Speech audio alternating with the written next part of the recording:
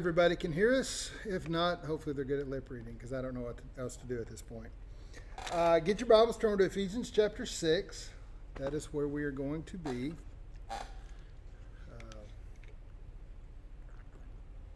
Though this seems to be the perfect environment for a hellfire and brimstone sermon, I'm not going to do that. I'm already sweating. That would just make me sweat worse. Where we're going to be is down in verse 10 of Ephesians. Now, if you were following along in the live stream as it had been occurring up till this point, for the last couple of weeks we were looking at the what's the word I'm looking for? My brain's only half working apparently. At the guidelines Paul was giving for how we interact with different people based on different relationships, based on spousal relationships. How do we treat our husbands? How do we treat our wives? Based on parent and child relationships. Children, honor your parents. Parents, don't exasperate your children. Based on employee-employer, or in this case, he did slave-master relationships. And the idea was on all of them, submit to the other person. And it didn't matter which part of the relationship you were, your job was to submit. Not to always let somebody else be the boss, take the lead. That's not what that means. The idea is put the other person's well-being, consider the other person before yourself. That's really what it boils down to. Husbands, consider your wife's needs before you consider your own. Wives, consider your husband's needs before you consider your own. Parents, take care of your children. What's their needs? More important than your own. Employee, employer, all the same thing. He gave different examples of how it worked in each situation, but it was the same basic principle. Now he's going to go a little more broad in talking about relationships, and it's fitting, and I think it's really fitting for right now, because anytime you have relationships, you have the potential for conflict, right? Everybody shake your head like this. Yes. Thank you. Yes. Anytime, any relationship has the potential for conflict. Marriage, parenting. Anybody ever have conflict with your kids in here? Never, right? No. Sure we do. And they have conflict with us. I found it funny, talking about quarantine and all of that. And Enoch was home for several weeks. And he goes, yeah, your family just drives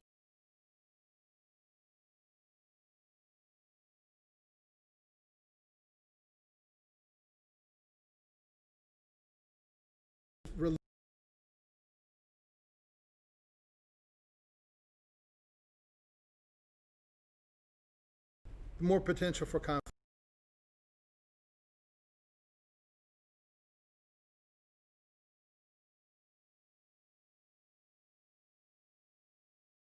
is from broken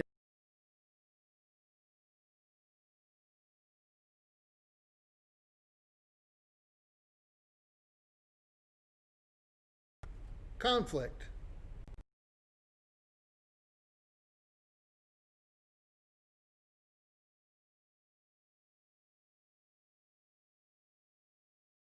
Is going to come one way or the other. All right? It's going to happen sometimes. But our attitude and how we engage in those kind of situations is very vital to our life as a Christian.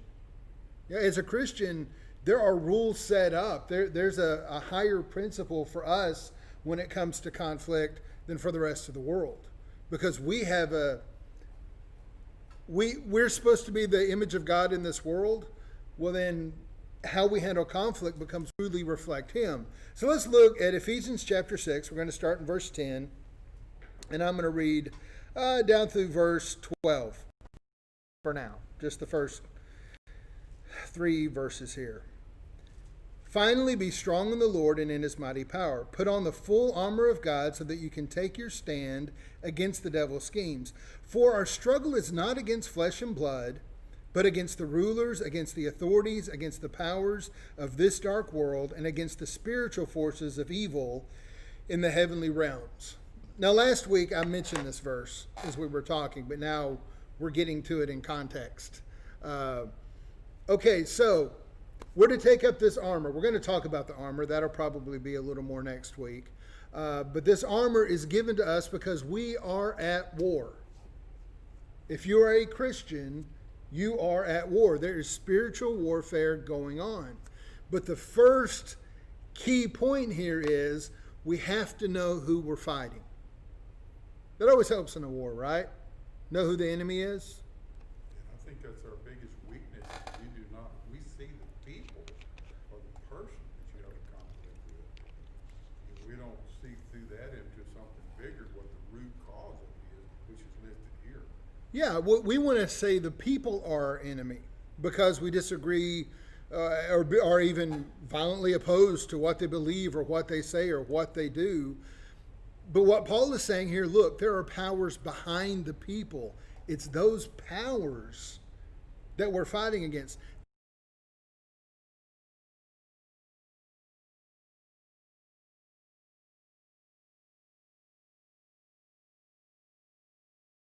Father, forgive them. Don't know what they're doing.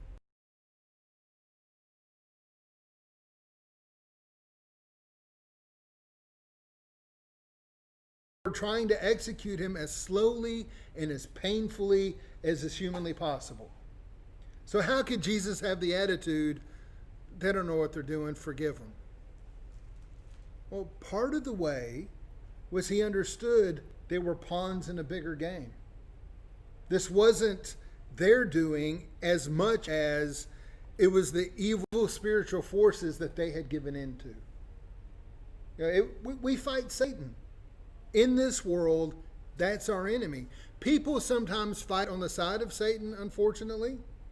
People will take up Satan's cause, not even know they're doing it.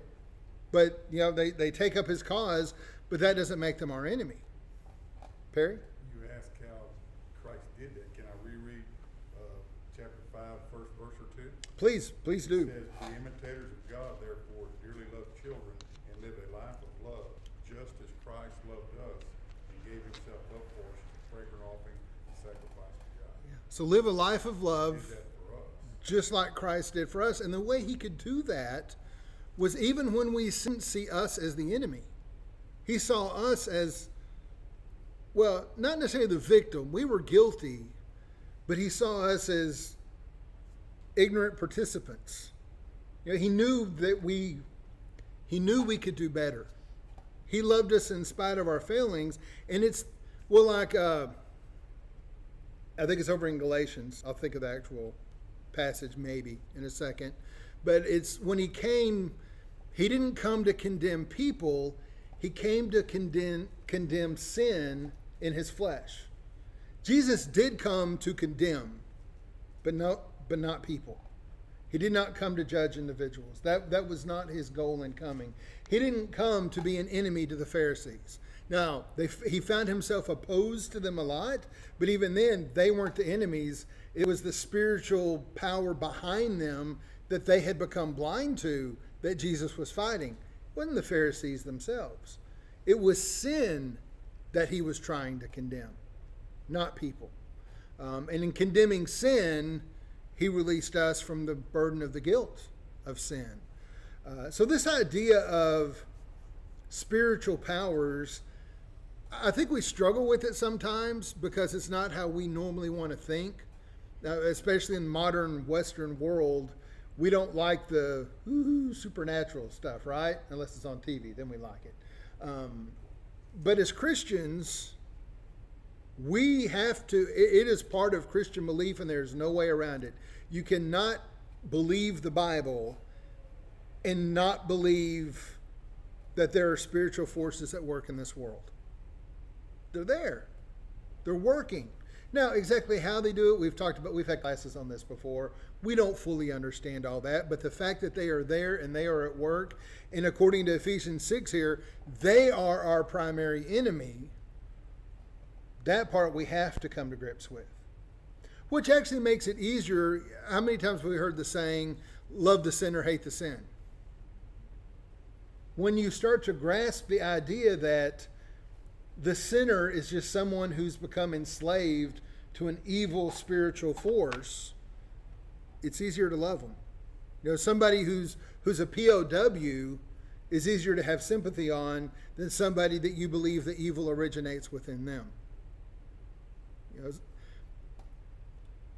how do you distinguish sometimes, though, when you're talking about a struggle, and your struggle is somebody is really on you? How do you see through them, have the patience to see through them to know that there is something that's motivating that? If you can't hear online what Perry said, I'm going to repeat it because everybody needs to hear it. When you're having a struggle with a person, how do you see through that then to see that your struggle is not really with them, but with the power behind them? Because it gets very personal between you and them if they're the ones attacking and hurting you.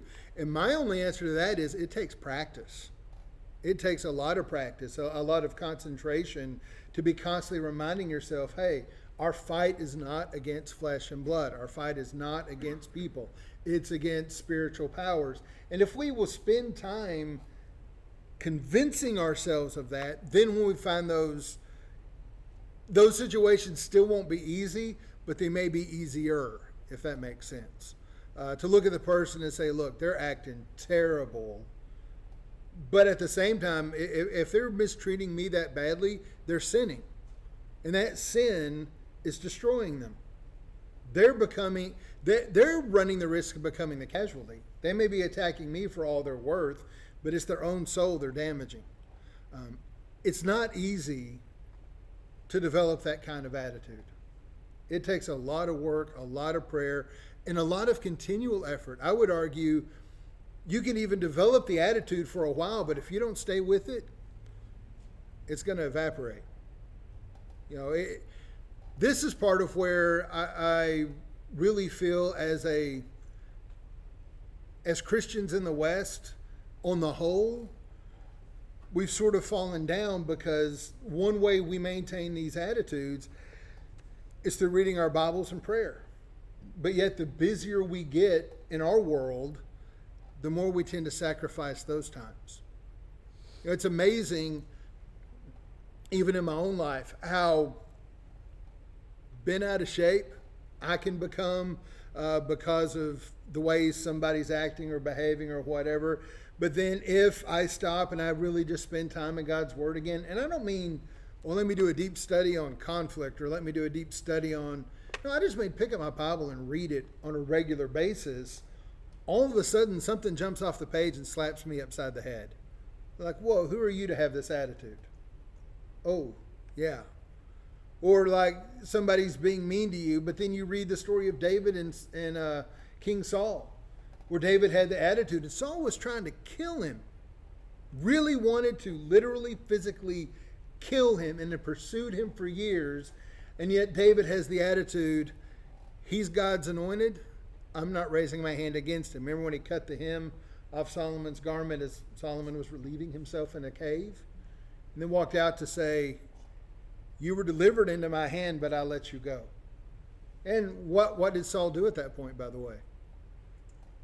It says he went away and never pursued him again. It didn't reconcile them by any stretch, but it was David's mercy that actually at least ended the serious fight that was going on. You read a story like that, and then you get into an argument with somebody at work, and you lash back out. What do you think reading that story is going to do to you? It's going to slap you upside the head a little bit, and you'll go, oh, yeah. Same thing about prayer. One of the things that helps me the most when I'm really feeling at odds with somebody else is to spend time in prayer. And if I spend enough time in prayer, I end up having no choice but to let some of those feelings go. Because you can only complain to God so long before you start to feel like the kid complaining to their parent, and the parent's looking at them patiently, and the kid knows, okay, this isn't going anywhere because, yeah, this was a stupid bit of complaining. Prayer works that way in our lives sometimes, but unless we do enough of it, it's not going to have that effect. It's like the old joke, well, what about this person? Oh, I talked to God about him. He didn't like him either. Yeah, you can only actually say that. I know I was just joking. You can only actually say that if you don't pray. Because if you pray, you realize real quick, no, he does love them too. In fact, he loves them every bit as much as he loves me. I just like to think sometimes that, God doesn't. Let's pause for a second and let's apply this to today, because this is what we're dealing with today. There's all kinds of conflict,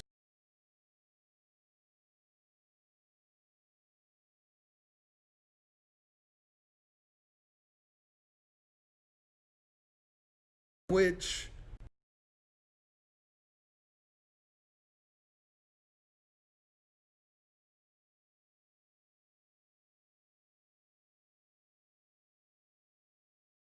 perception, you have another side, they have another perception, then odds are you got about 12 other sides with 12 other perceptions, and they all start coming into conflict with each other.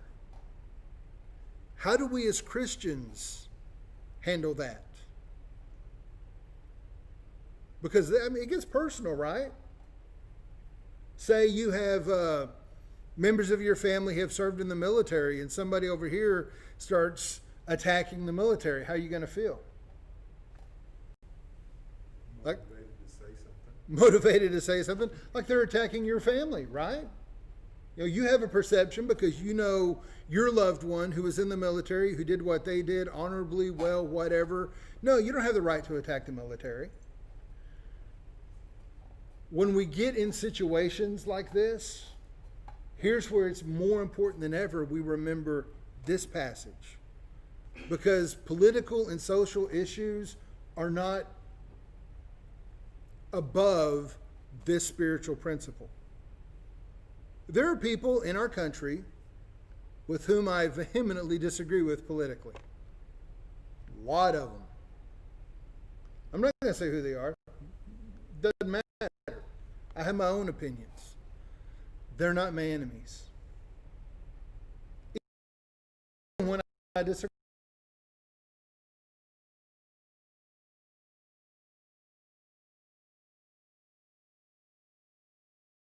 they're still my countrymen. One thing that has irritated me for years, just to use a political example, is when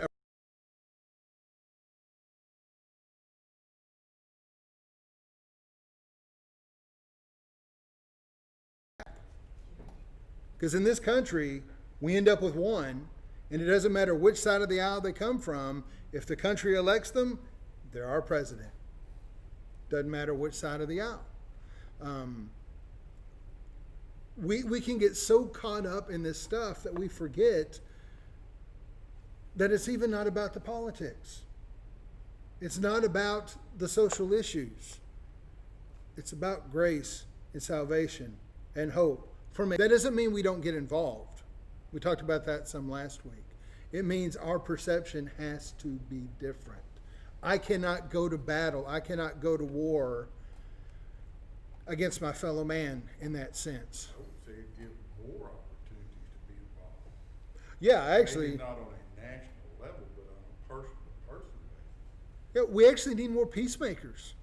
And that's the role Christians actually fall into when we try to follow this principle. I love the way he starts these verses, because you have to have the full armor to even literally stand up against the devil. Oh, absolutely. If we leave vital parts open, he'll just run flat over us. Absolutely.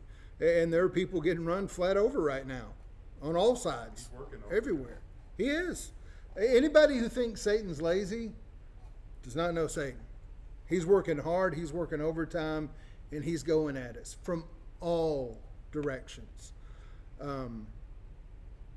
But if I, as a Christian, I back up and I say, hey, look, Kenneth, let's get my head on straight. One, there's nobody in this world that's actually my enemy. There's people who think they are, and people who want to act like it. And I'm going broad here. I'm talking about ISIS and all the different extremist terrorist groups out there that would love just to kill me. They're actually still not my enemy. In fact, they're the ones my Father wants to reach. And that changes my perspective. then it's not about a fight between me and them, even a fight for survival.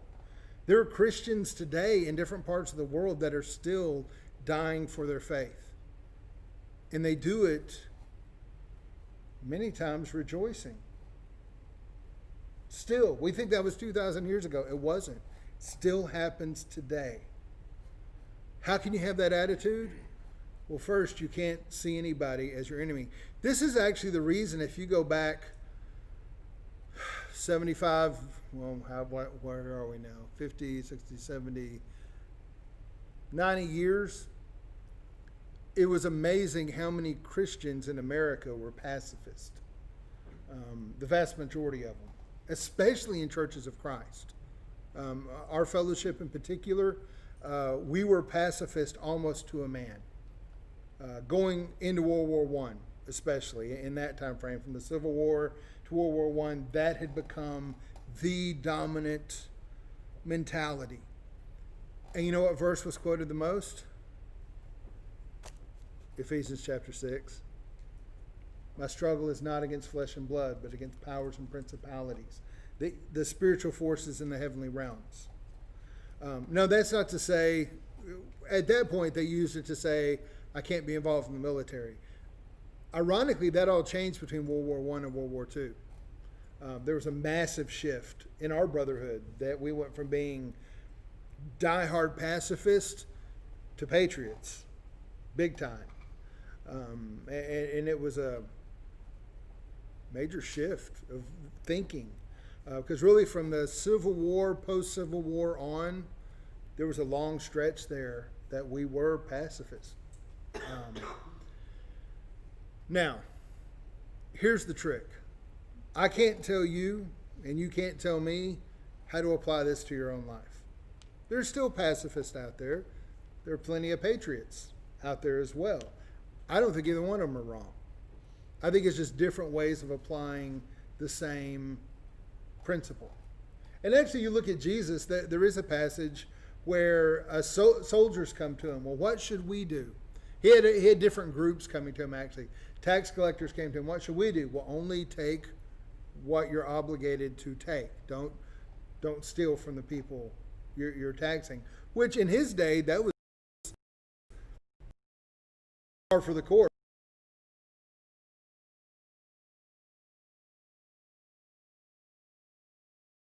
He could argue. That was just the way it worked. To the military,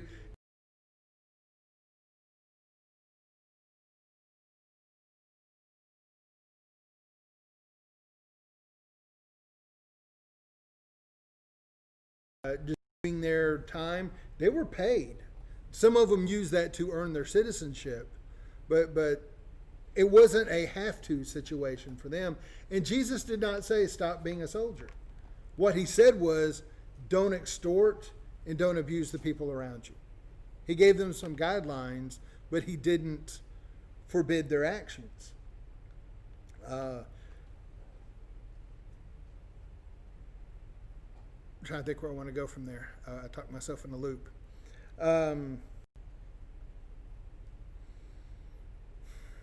Who do you think, by the way, the rulers, authorities, powers of this dark world against spiritual forces in heavenly realms? What are those things? Man, I'm having trouble talking tonight. Who are the authorities, the powers, the spiritual forces?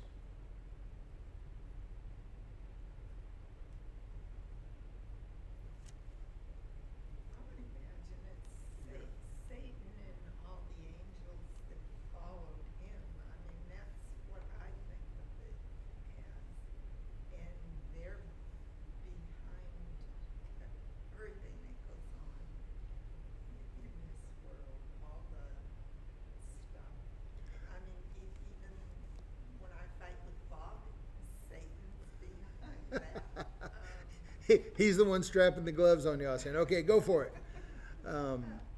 Yeah, definitely. But remember when we were studying angels, there is the old world perception that's reflected in Scripture.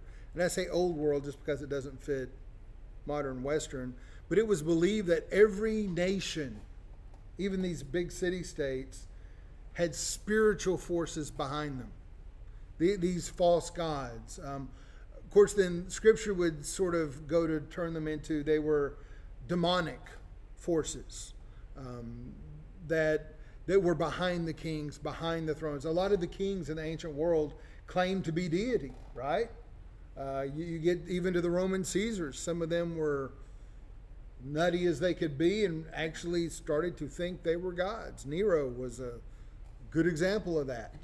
But lots of the empires and the nations had that problem. So it was easy to say, look, these spiritual forces that sit behind every nation, those are the ones we're at war with. Not the nation itself, not the people of the nation, but the spiritual force behind it. Let's back up 50 years. It's actually sort of an easy application to talk about Russia. If we go back to the middle of the Cold War, who was our enemy? And for a lot of Americans, we would have said real quick, the Russians. But were the Russians themselves actually our enemy? No, actually they weren't. They were people just like us.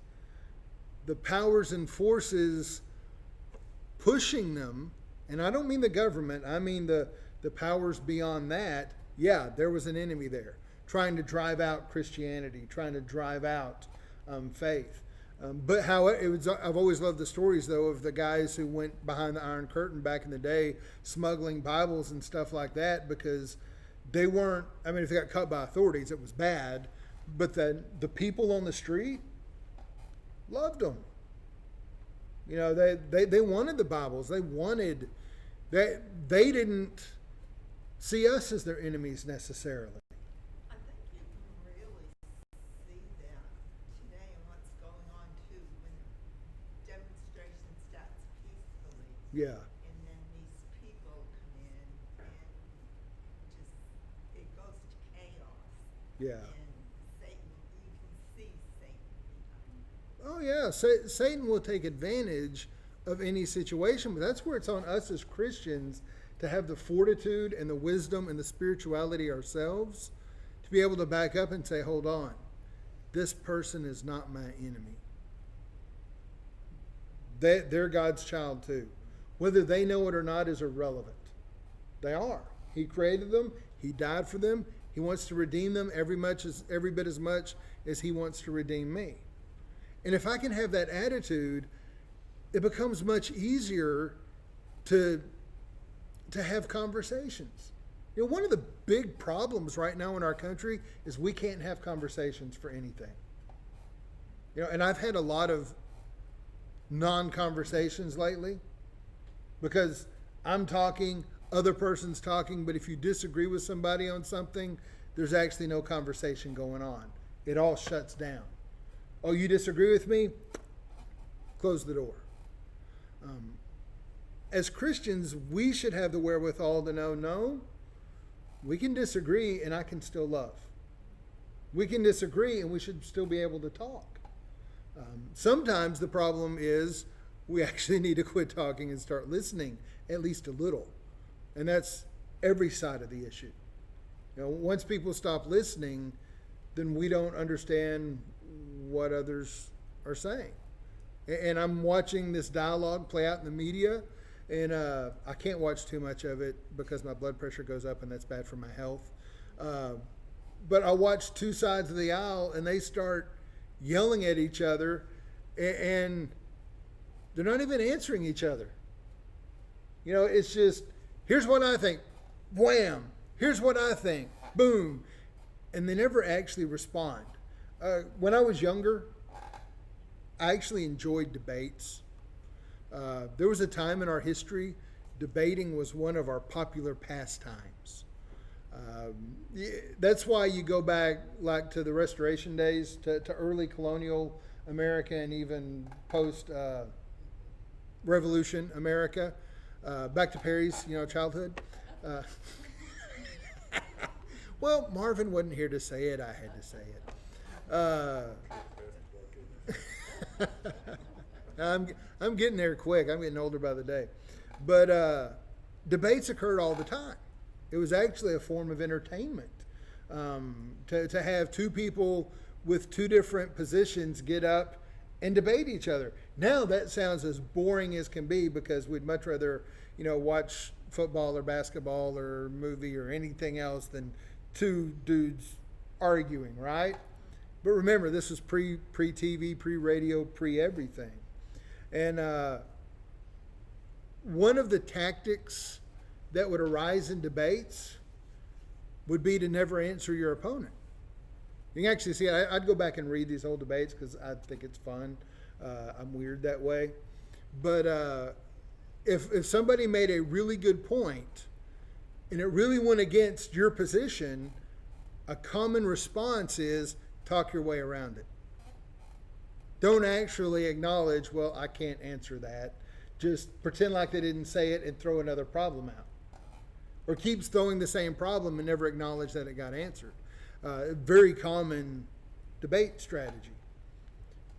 But if we as humans are really having true dialogue with each other, it doesn't work. It can be fun on stage, but it's not effective in life. And again, part of it is you can't see the other person as your enemy.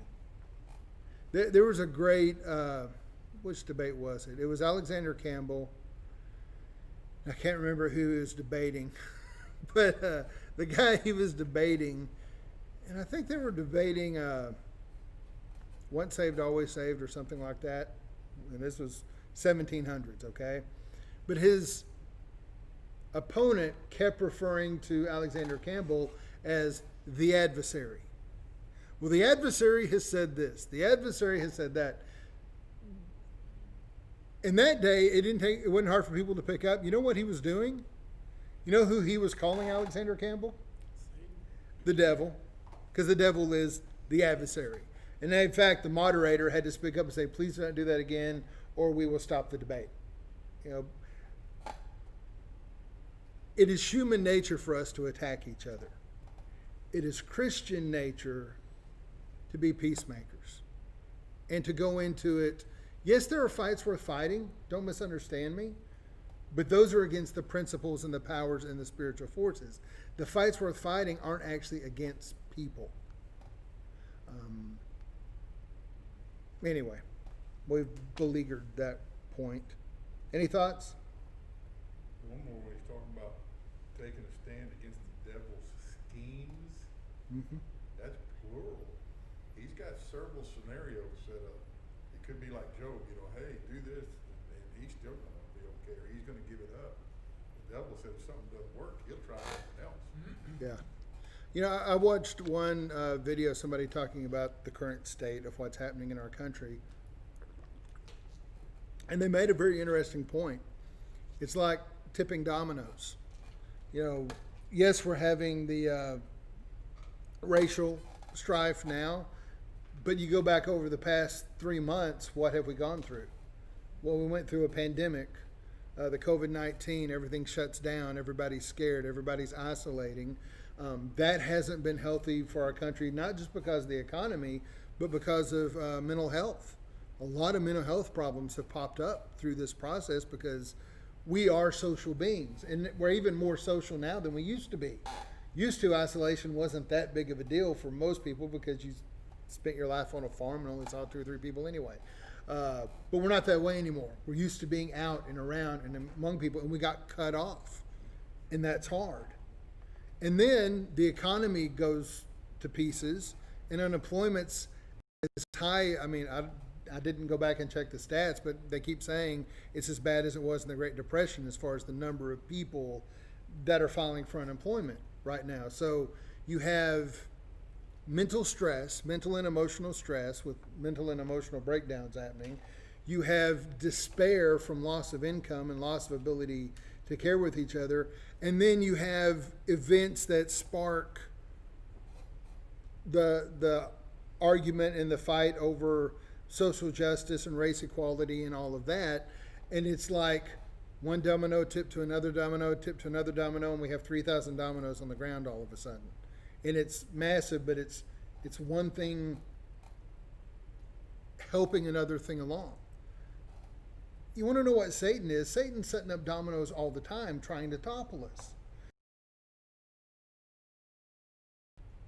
Turning people against people, Christians against Christians. Yeah, I've had to stay off Facebook because I have friends saying stuff that I'm going, excuse me? You're saying what? And I don't want to fight with them because, one, I know Facebook, I'm on there, right? I'm on Facebook right now. This is ironic. Facebook is the worst place in the world to have a conversation. All right, one, typewritten words do not convey inflection, do not convey emotion. Worst thing you could ever do on Facebook is say something ironic. Because the problem is, nobody knows it was ironic. They may think you meant it. And then, good luck with that. Everything gets yanked out of context on social media. I like right now, I guarantee you give me 5 minutes, I can find a stat to prove anything on social media, no problem. It's there. It's all over the place. Most of it's wrong, but that doesn't matter. One interesting article I read earlier this week actually came out of the BBC, British news. I like to go over there occasionally because they're standing back saying, ha ha, look at America. They're not invested, so they don't have quite the same agenda with what's happening as our own news agencies have. They got their own biases, and you got to be careful with that. But this one was about all the false stories circulating on social media, particularly with the riots. All these videos showing riots all over the place that actually, I mean, there's a lot of legitimate ones, don't get me wrong, but there are a lot of them that were taken years ago. Some of them that actually came from other countries, but they were recaptioned, repurposed. Hey, this is happening in LA. Actually, that was Croatia back in 1999. But somebody puts LA last week, boom, it's all over. And unless you spend a lot of time trying to proof check, fact check, it's hard because the stuff's everywhere. And people can make media say whatever it wants to say. So one thing I would say is be careful with social media posts, because that's not how conversation works. Real conversation happens face to face.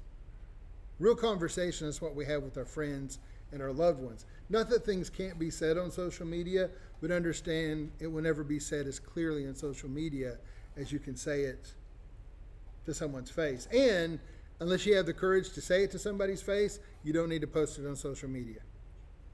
That's sort of the other evil part of social media.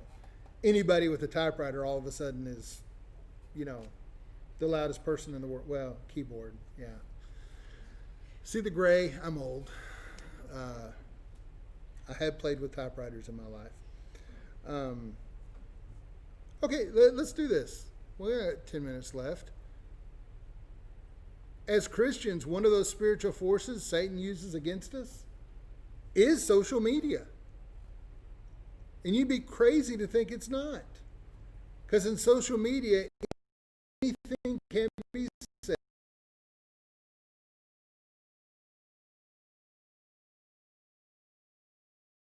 Influential.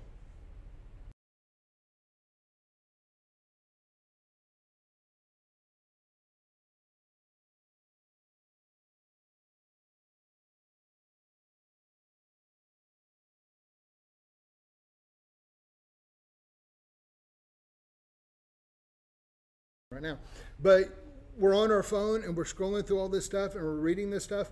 We are very influenced by what we choose to read. Seriously. I mean, and for most of us, here's one of the real trials.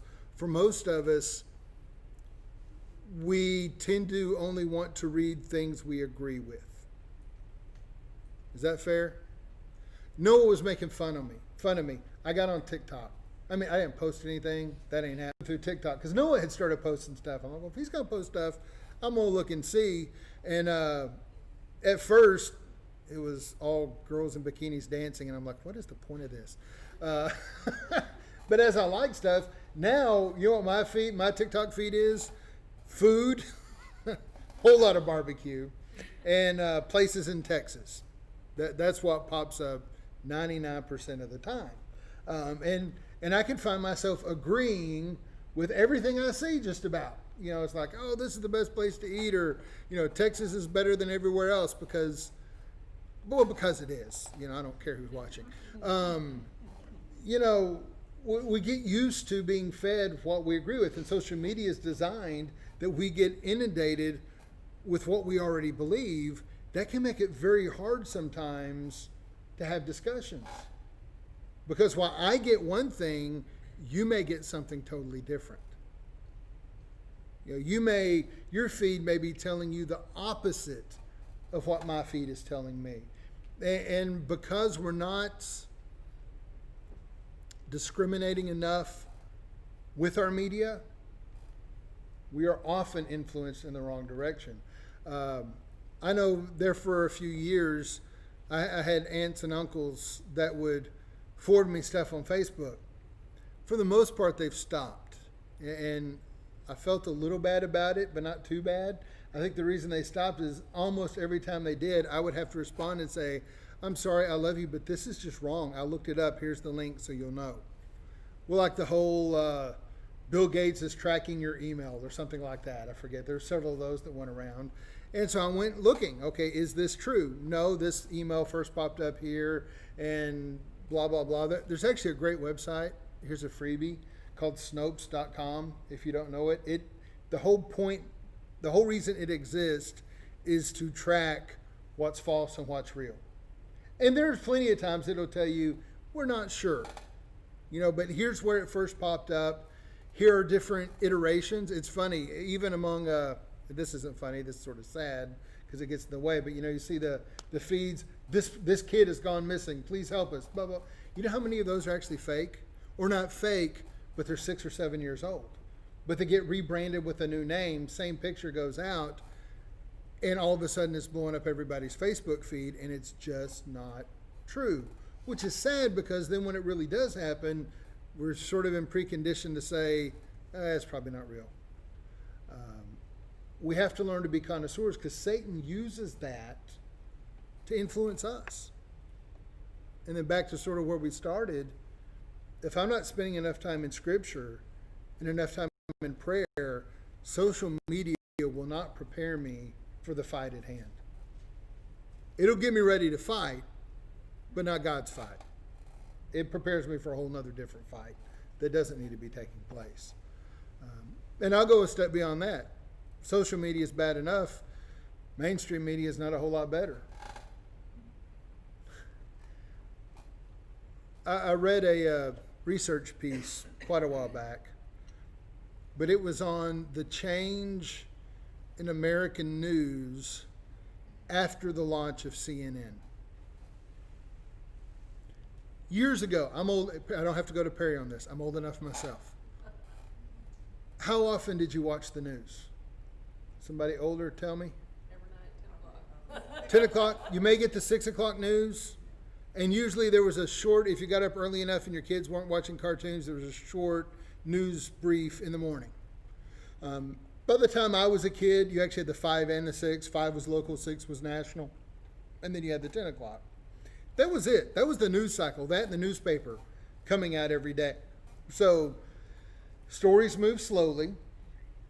It took time to get the details, but people weren't consuming that fast. Once CNN was launched, something all new erupted in our society, and that's the 24-hour news cycle, where there has to be news 24 hours a day. Because of that, our news has progressively become less and less reliable. Because, well, one, I'm getting on a soapbox. Y'all bear with me. It's really hot in here, so I'm allowed to do that. If I get hot, I can just say what I want to say. That's the rules, right? Just shake your head yes. Why does anybody, why do the network news agencies exist?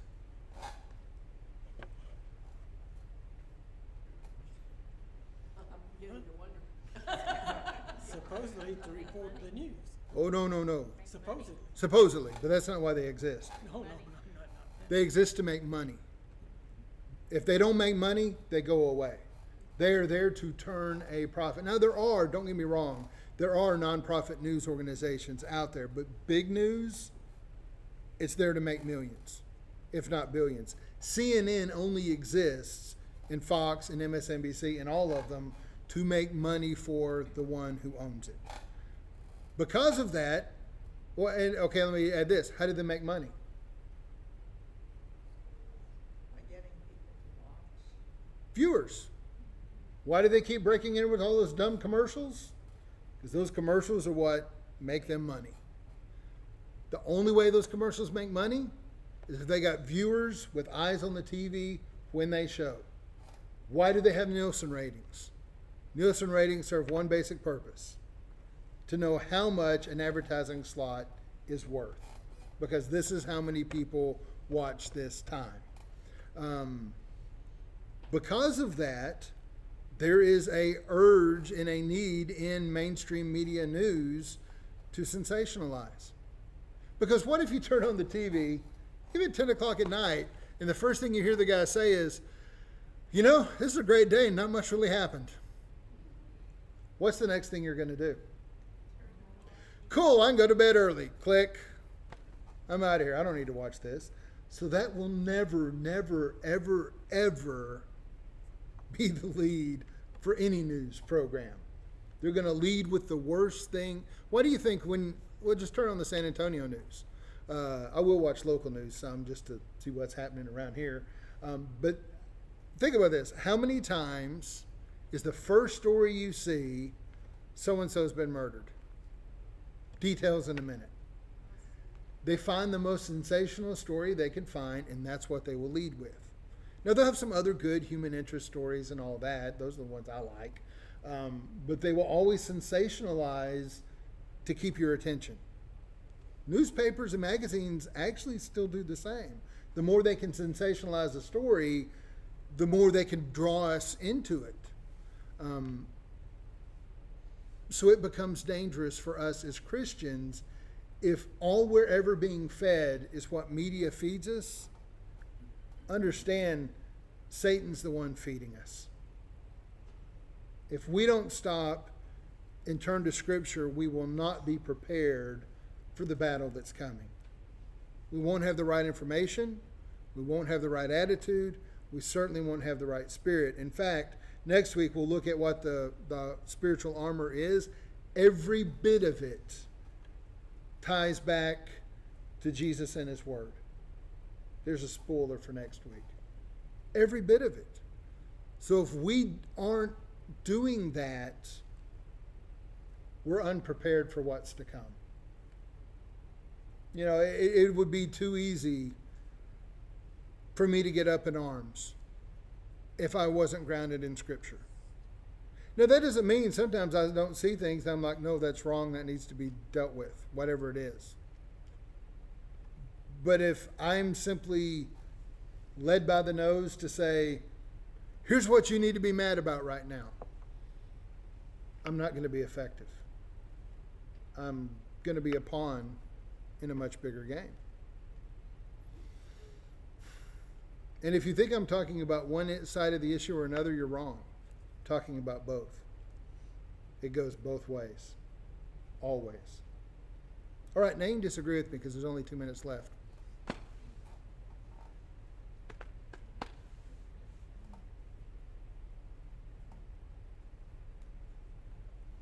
It's too hot to disagree with me, right?